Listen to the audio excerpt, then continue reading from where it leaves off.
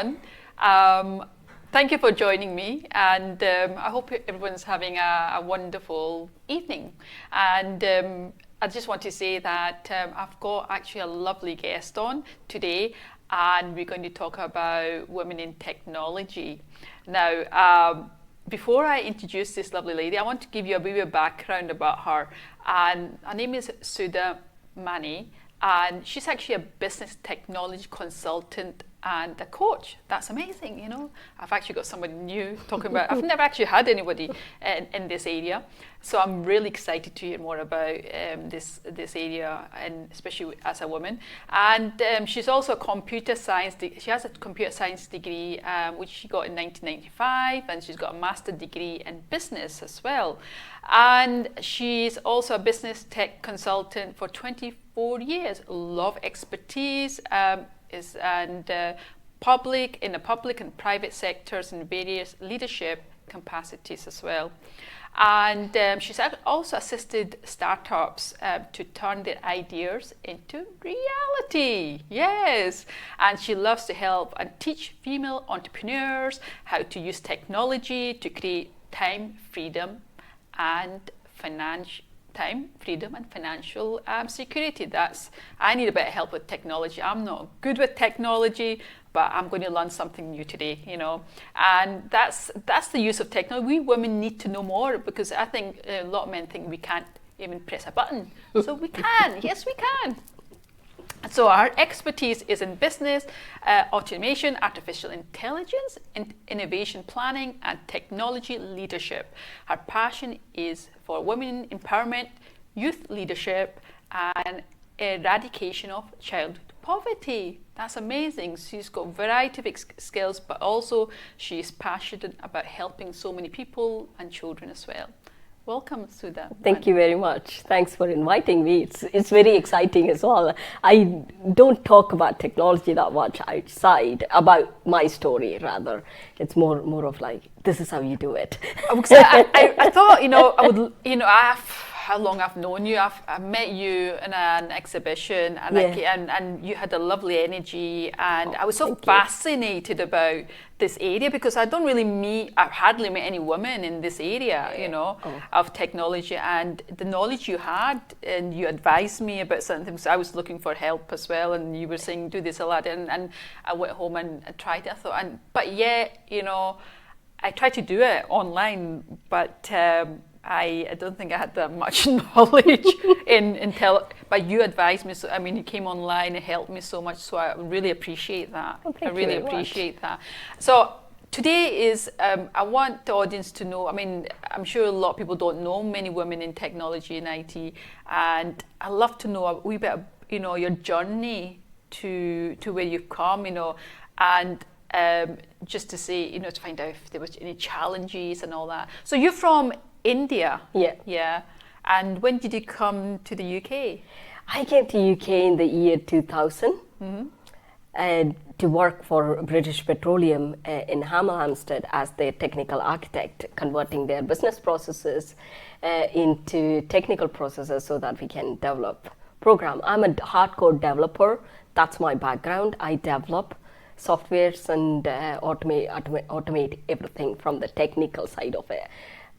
And then I moved into management side, because it's only so long you can be in technical. The young people come on board, and there are a lot more. They can be awake for 20 hours and 21 hours on go without sleep.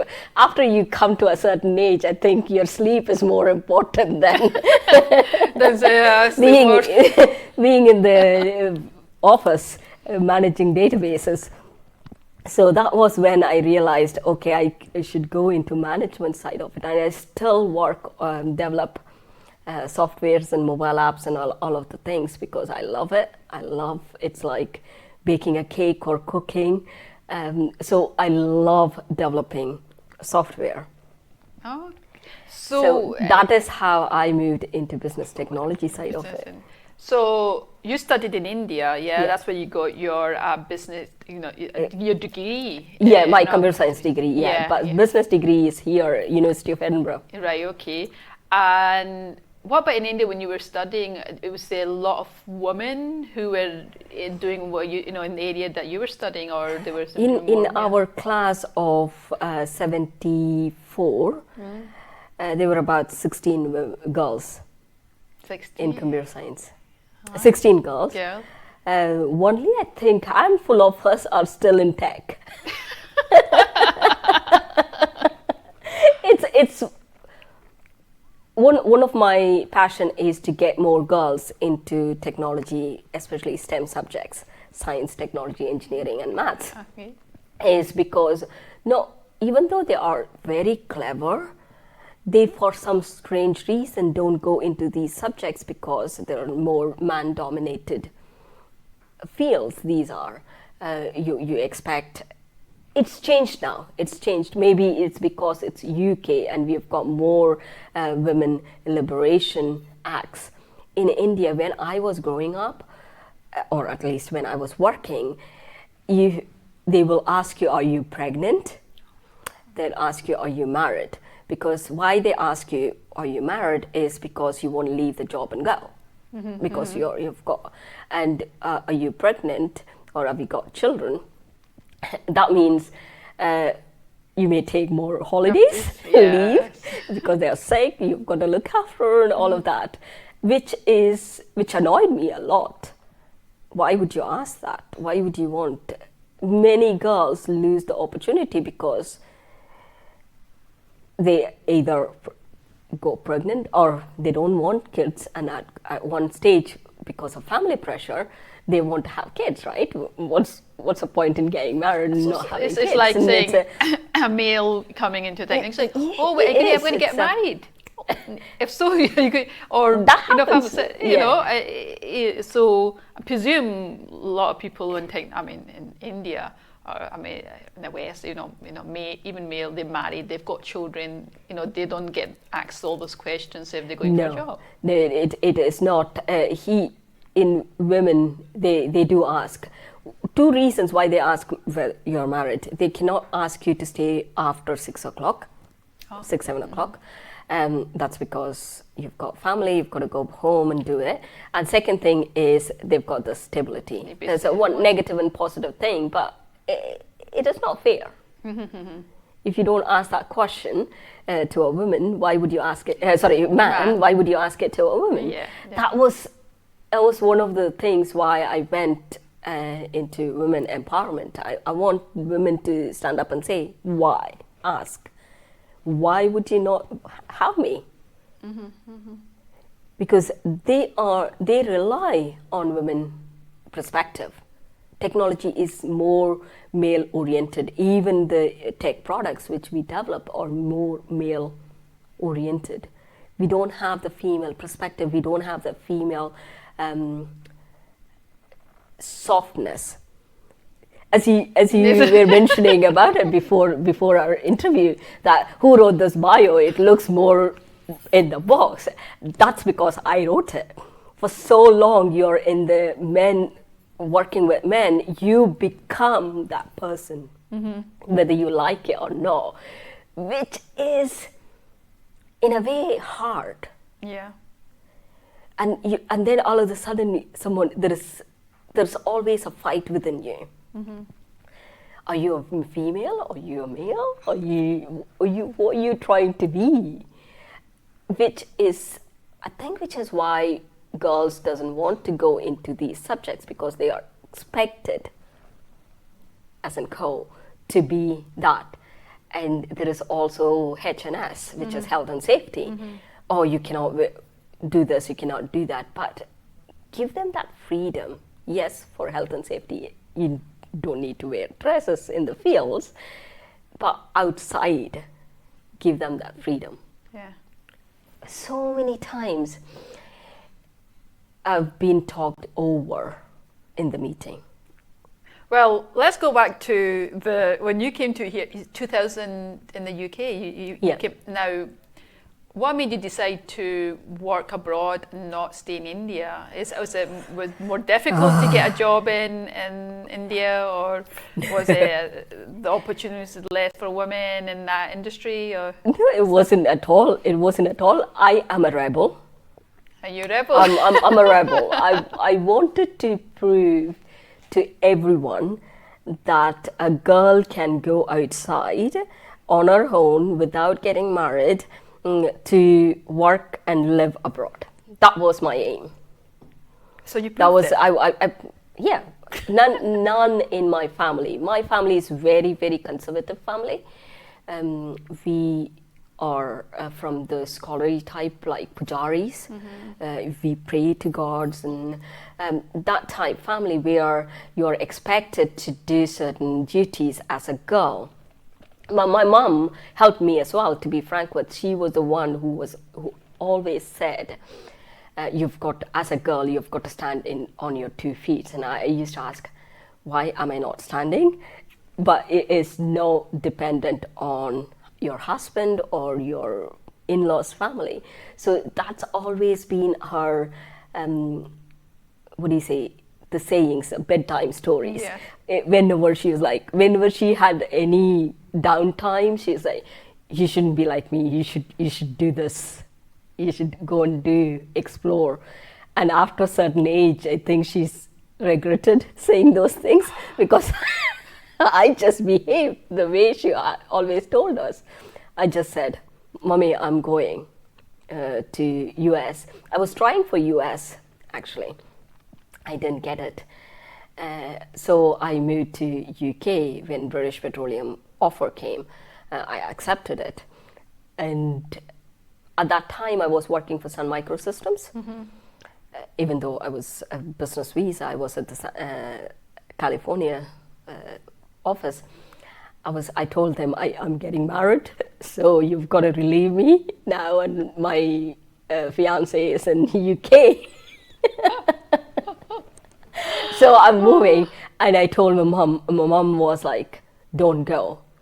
I think till this point, she has not realized that if she says don't do it, I will do it. So that's how I ended up in UK. I loved the freedom. So how I could long get. did you work for the company? Immediately I finished British Petroleum contract, I started working as a freelancer. It gave me more freedom. I could negotiate on my daily rates and hourly rates, and I could work if I want to work extra hours. As I said, if you're working for any of the body shoppers, or that's a very informal term, when you're working for an agency who gives you, they take the contract and they subcontract it to the big corporation.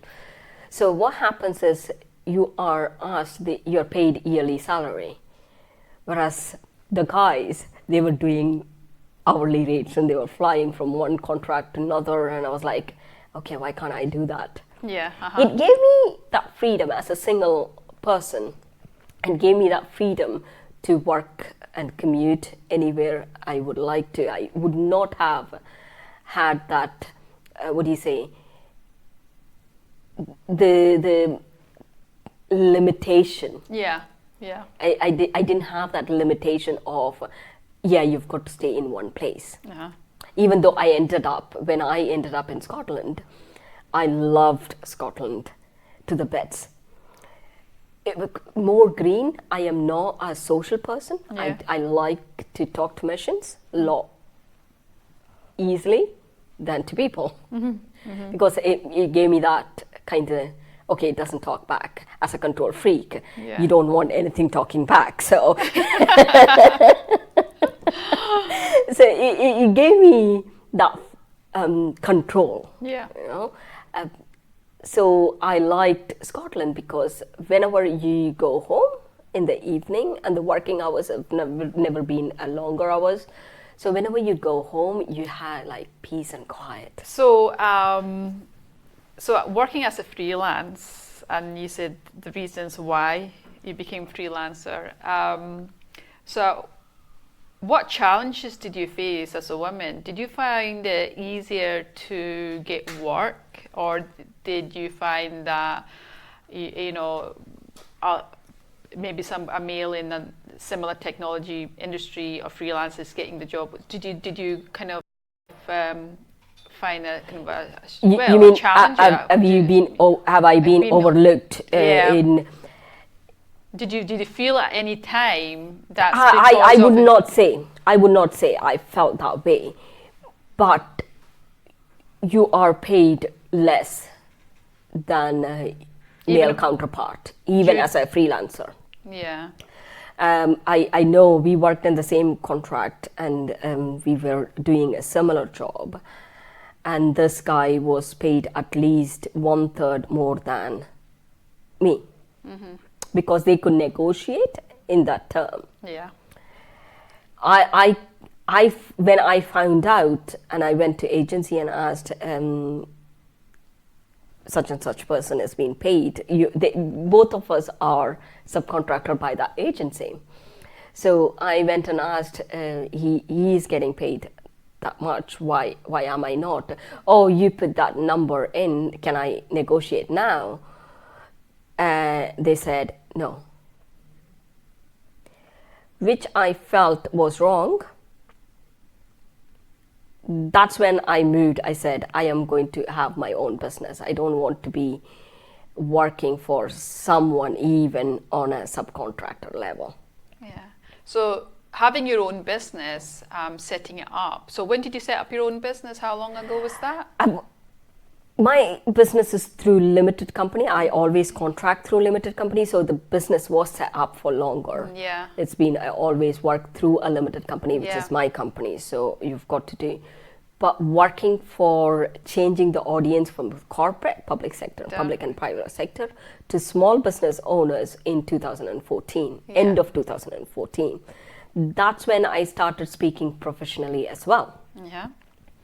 Because public speaker speaks but don't get paid. Whereas professional speaker, they are hired to give keynotes and they are paid. I was introduced to this professional speaking by one of the guys who I met through networking. I was going for a real estate conference. So this guy came on stage and say, do you want to be doing one-to-one consultancy, or do you want to be speaking to many? And I put my hand up. I never had a fear of public speaking. So I put my hand up and say, I want to speak to many. And then he said, oh, you can get paid for speaking professionally. You get first class tickets if they are good, and you get free hotel, and you get paid for a 90-minute keynote, equivalent to my 1 month salary as a contractor. And I thought, that's good. I'm going for that. Because for a 90-minute, if you can get that much, that'll be good. But it does take, when I moved into that, he was, it's all about, it's like marketing. He wanted me to go on his course and we coached together. And then I realized what he was saying is, for the keynote speak, it's not that much of an opportunity when you sell on stage. As in, you've got a service like coaching package, or you've got a product, you sell on stage, you make more money. And I was like, okay, teach me that. I became more concentrated on selling on stage than speaking professionally. Because for speaking professionally, you've got certain levels of going from. You've got to go from like speaking free and then go to another level. Some of my friends, they've got paid for professional speaking. Being in a technology world, right? I'm sure a lot of women are watching and they might be thinking, I don't know how, maybe they want to get into the similar area, or maybe there's youngsters who maybe want to study, young ladies there. And obviously you're inspiring Go for them. public speaking. So you're saying that, don't go to technology, go to public. No, it's not. Obviously you've know about technology, that's what you speak about. You go on stage and you, because I went to a few of your talks, and you're talking about how to use social media, you're talking about chat Chatbots, yeah. It's an artificial intelligence bots, yeah. Yeah. So you've got the knowledge and you're sharing it with businesses or basically anybody who wants to know more about it. Yes. Because majority of time, I mean, you do talk in a lot of business events. I talk more because it's a technology. The reason I say public speaking is because it doesn't matter whichever field you're in, public speaking is a skill which gives you that power and the freedom and the independence as a woman to talk about your subject, your story. So that's why I tell all girls now that they should improve on their public speaking and share their knowledge, whatever they've been through. So I mostly speak on technology subjects. The reason I speak that is because I've got 24 years of experience. I've helped quite a lot of companies, mostly investment banks and public sector. I can talk about technology, and I do work on technology day in, day out, and I improve myself. It is easier if you've got an expertise which you can share to go about and do it. It all comes from the term where, am I good enough to deliver this to other person? One of the biggest challenge women face is that even though they've got so much knowledge in them, they don't share. They're so scared who will listen to me. What other people might say. Yeah, what other people might say. I'm not good enough, or I don't look that great. Yeah. Because I think, as you said, is that women have fear because we may be comparing ourselves to other people, other women out there. It's not only other women, we compare ourselves with men. Yeah. But as I said, men, women, that's the thing. By the way, I am not a feminist, or I would not say I hate men. That's not my point here. My point is as a woman, I want other women to stand up for themselves.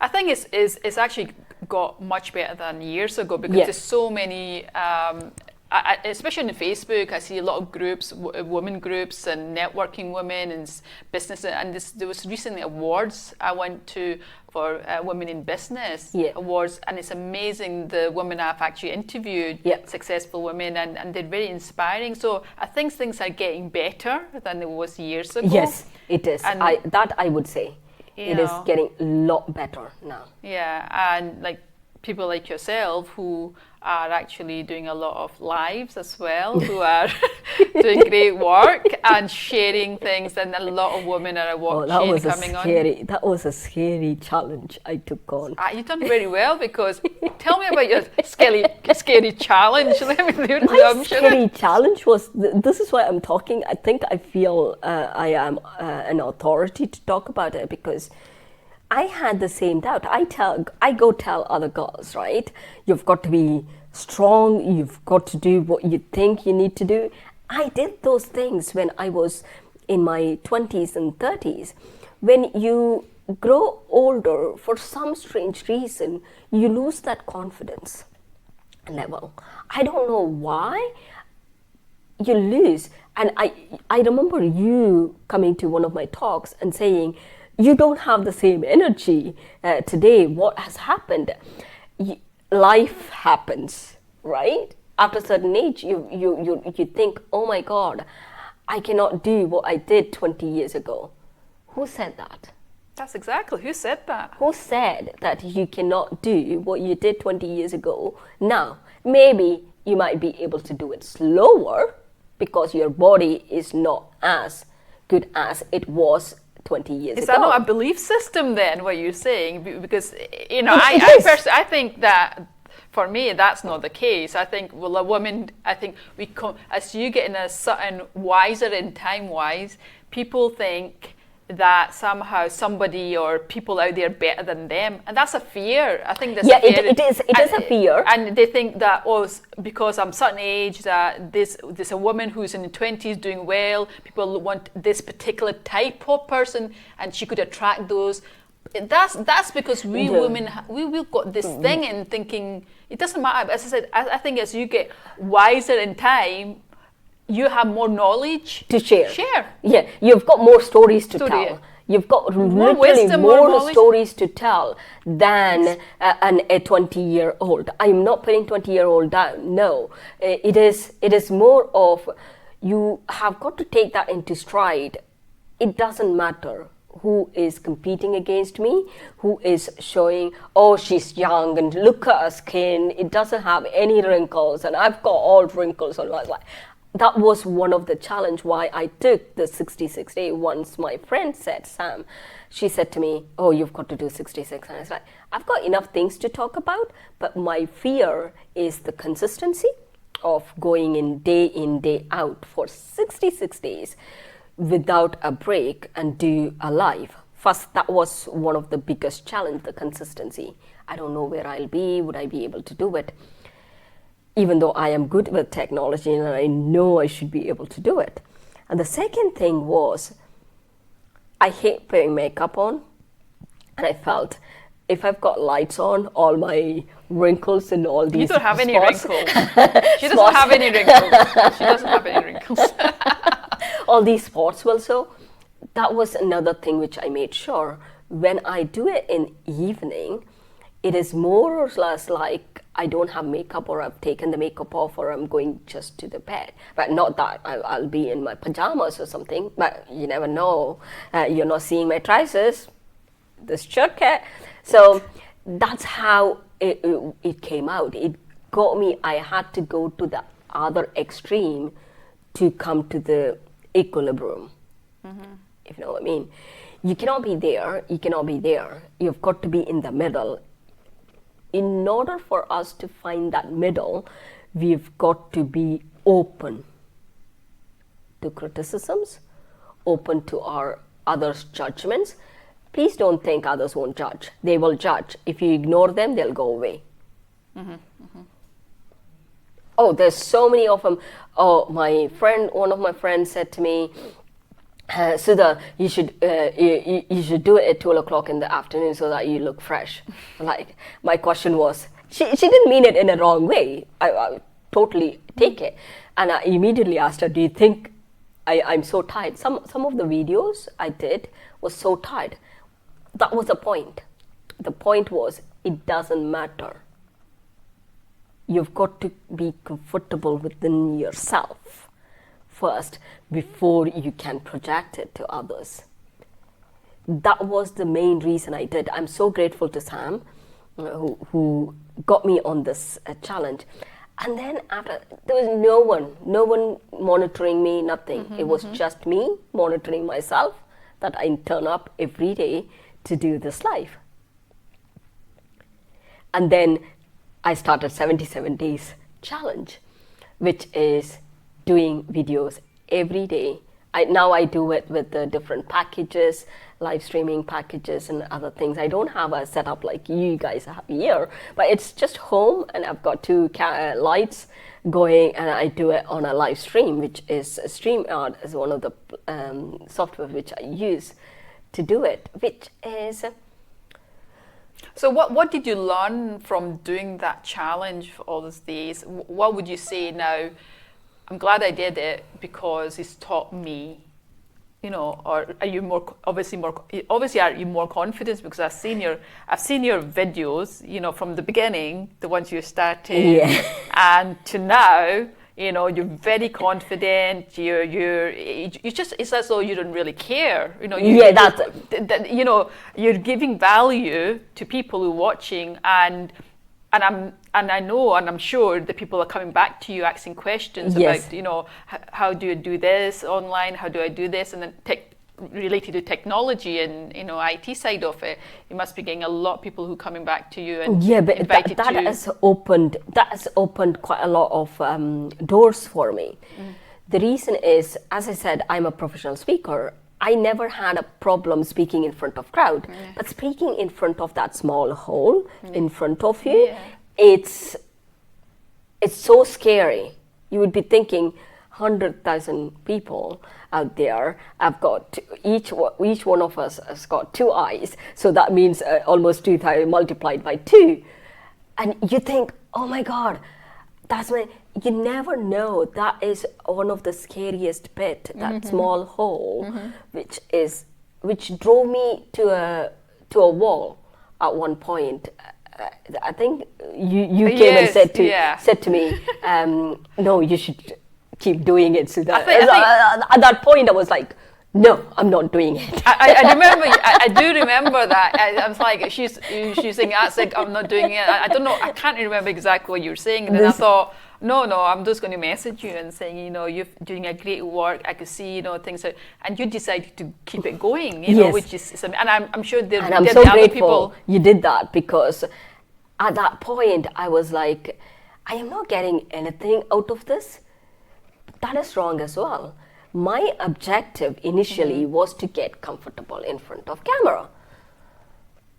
But I changed my objective midway through and thinking I want more people to view that bloody thing, which is totally wrong. Yeah. We seem to get, sometimes as a woman, I think we care for others so much. Caring for ourselves and our own, having the belief in ourselves is lacking. It lacks because other people are not recognizing, or why should they? You're not doing it for others. You like to help others. You like to take care of others. So why would we want others' acceptance? The only person who needs to accept is yourself. That's exactly right. And that is where I went wrong. When you sent me a message, and few other friends was like, oh no, you should keep going, so that don't do it, you're long way in. Because to me it wasn't about the audience, it's not how many views, it was about you, and I could see a development, a growth that was happening within yourself. And it reminded me of myself when I started, because when you came to the studio, you're so perfect. No, 1 year ago, I sat in my living room and started, and I for years I just decided not to do this, and I had people say, Aladin, you really need to go online and share your knowledge, and I was a bit scared to, and all this, and excuses after excuses. So I decided to do it last year, just like you, sitting at home on my sofa, and I just, when I started loving doing it. It was, the audio wasn't right, the lighting wasn't right, but I said, who cares? I was doing it with Aladin at that time, and then eventually my goal was 3 months doing it from home. If I found that if I could give value to people, I'm going to move to getting a studio, and that's exactly what has happened.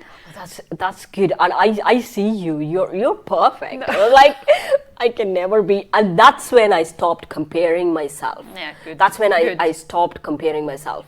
Aladin is different. You're different.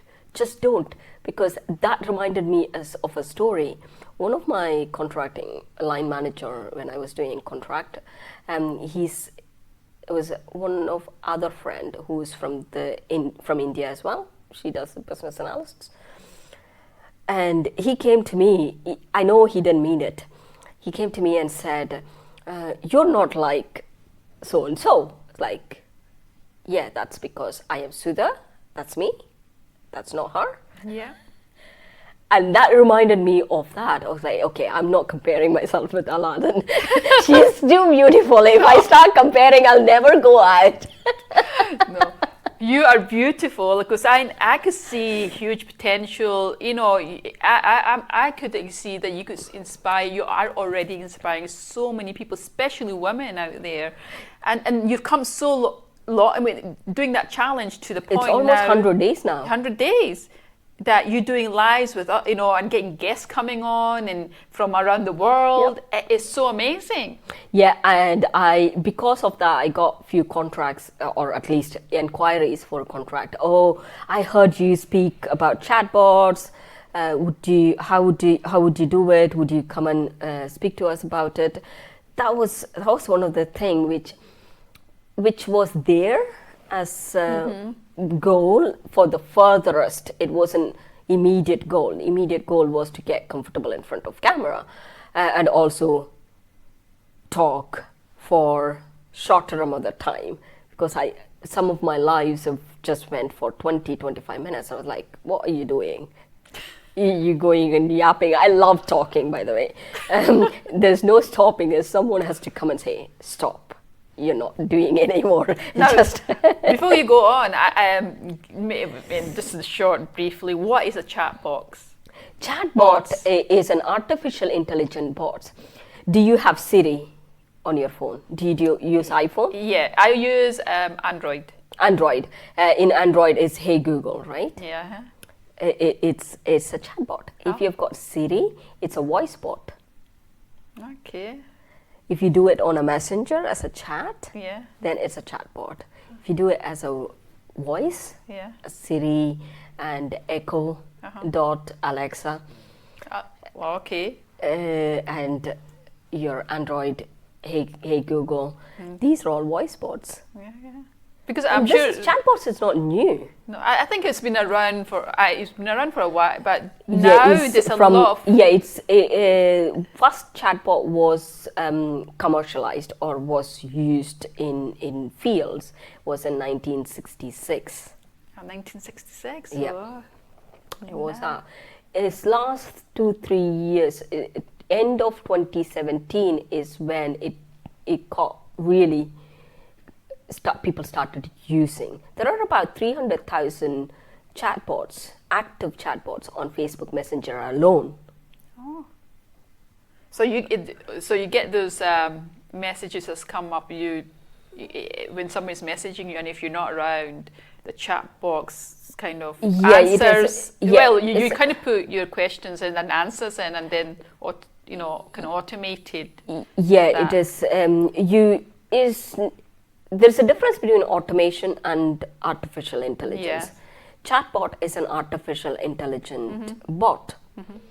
What is artificial intelligence is it listens to you, it takes on your personality or it's called machine learning. It learns. How can it learn your... Because it's your programmed voice, right? It starts you're listening to, okay, this is how they pronounce, this is how they do, this is one way of doing. And there is also, you program it in such a way that if someone asks, you won't ask the same way as I would ask. Yes, okay. So it will almost simulate.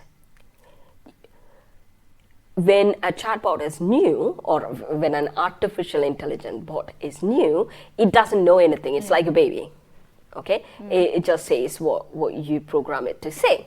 And then over the time, it starts getting other things, and you start, oh yeah, they're asking that, so I've got to program it that way. They're asking that, so it starts gathering the data. Without data, you cannot do data analysis, intelligence thing.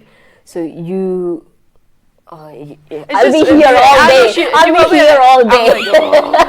Just simple thing, but it's something that it's a software. It's a software. It's a software which chatbot sits on Messenger platform or on a chat text platform, whereas voice bot sits on voice. Yeah. Okay. Good. So you basically work with anybody, with small businesses, women, so the corporate side of it, and a big organization want to know more about artificial intelligence or any technology side. So you kind of work with anybody. So that it's mostly small business owners I work with.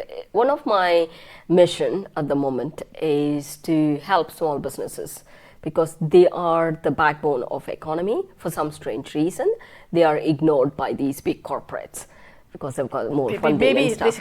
They should stop saying small businesses. The word small business, I've come to the point, you're going to stay small if you keep calling yourself small businesses. Yeah, it is. What they mean by small businesses, it's not from the idea point of view. It's nothing stopping them. They've got more power. I would say growth businesses, because I just feel it's something that has come to me recently that didn't make sense. I agree from the mindset point of view. But the name small came is a literal name. If it's got 1 or 2 people or maybe 10 people, then it's a small business compared to tens and thousands of employees in a business. That's how it came, the size-wise. It never was a point where you cannot be that tens and thousands of point. There is a difference because if it's a home, family-based business, they want to stay small for some strange reason. Because it's a family business, they want to stay small. That's where the big problem or the mindset problem came about. Oh, we cannot grow because we can't spread ourselves thin. No, You know? but I was kind of looking at the energetically wise. Yeah. It's not a good word to use. Yeah. If somebody said you small, so I'm not a small business. To me, it's I've got a huge vision and a dream. To me, it's I'm already big. So All good packages come in small. well, That's what I've been told. We need to think about this again. I think who's made that up? So maybe a wee diamond ring, maybe the best. No, I would want a big diamond ring. Why would I want a big diamond I'll go ring? into a small package. But no, it was just, as I said, this show is about a bit of fun and trying to make people aware, like, okay. But as I said, you work... give her a big ring, by the way. A big ring. So you've got a website. How would people contact you? You know, do they contact you? You've got a website. What's the name of the website? It's my name, www.sudhamani.com. That's my Okay, website. that's it. And you can find me on Facebook. Facebook. I am always on Facebook, I've been told, but I never answer. Well, you do well because I I do message you. message most of the time. Yeah, you're very, very quick. Have you got Twitter? Yes, I do have Twitter. Yeah. Its handle is @Sudha BizConsult. Yeah, okay. Twitter and Instagram, both of them are @Sudha BizConsult, whereas Facebook is Sudha Technology Consult. Okay. And Or Sudha, your business coach or something like that. Go and find my name, you'll be all right. just go and find her name. Just go and find her name. I'm very unique, by the way. You cannot get lost. She is unique, and you will see her on doing a lot of lives on her page, and please go and like the page and watch the videos. She's also got a YouTube channel as well. Yes, Yeah, I do. and it's really amazing to watch, and especially if you're not familiar with technology, and if you know you can learn a lot just by watching Sudha's videos. It's amazing. And also support her as well, and as I said, she's empowering a lot of women out there, and she does also a lot of talks. And if you want to invite her to talk about, Yeah, I do. Yeah, you do real talks, and 15 minutes electrifying talk, which is free, by the way. Whereas if it's anything longer, we'll work it out. Yeah, that's really good. So. If anybody wants to ask any questions, please, just put in something in a comment, or so that could go back onto the video, the show, and she could actually answer anything that you got any questions about, about her life, her journey, her knowledge. You could ask her anything, if you need help with your website or how to monetize your website and anything to do with technology-wise, she's the lady at chatbots as well, all this stuff. So she's the lady you should actually come to, and let's support each other, ladies out there. Thank you. Get her on. So I'd like to say thank you for coming on. Well, thank you for asking me to come. I was really like a child just before the Christmas Eve. I was like, okay, I've got to get this. I've got a Christmas Day is coming. No, it was really great. As I said, I love watching your videos. I know sometimes I'm in between things, and I'm in and out some of the videos, but I do love watching you, and I love that you've got a lot of people coming on as the guests, and how far you've come. The first time I met you two, and just to say to people out there, if you want to do something, if you're afraid, take the first step. We've been in that situation. We were like that first, like, oh my God, can we do this? For me, it was like, I'm not good enough and all that, and realizing now you just be yourself, be authentic. Don't compare yourself with anybody. You know, that's the thing. I think that's one of the things. You would not do it to your child. Why would you do it to yourself? That's exactly. Why would you do it to her? But somehow we should follow our own advice. You know, give our children advice, and we don't follow ourselves. Yeah, I think that's what the biggest challenge was. To be specific, I started my first day of the 66-day live challenge was June the 10th. June the 10th. Oh. June the 10th, you remember? I can't even remember. June the 10th, because I was taking on the walking challenge and was taking on this one. So it was both of them together. Oh, wow. So I said, you know, from us, he's saying, go out and do it.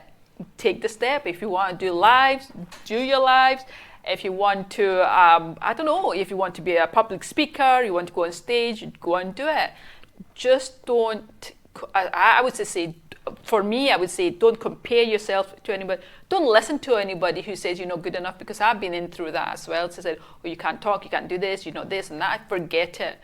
You have to be yourself, because there's millions and billion people out there. So many people out in the worldwide will love you. There's people won't, because they, you know, they could be critical because they want to like a profession. There are so many other people who will just love you and just, you know, just give value to people. Yeah. You know, and that's how I see it. That's the important thing about it. Give value.